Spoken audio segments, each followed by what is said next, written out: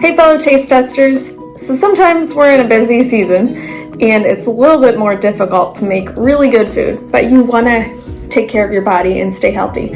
So for this week's meal prepping, I went a little bit more simple and grabbed a salad kit and then chicken salad sandwich and croissants.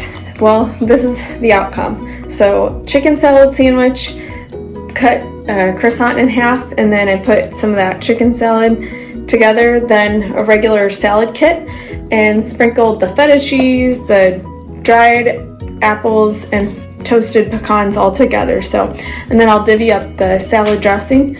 But just like that, you know, thinking through what could be simple meals that are healthy on the go.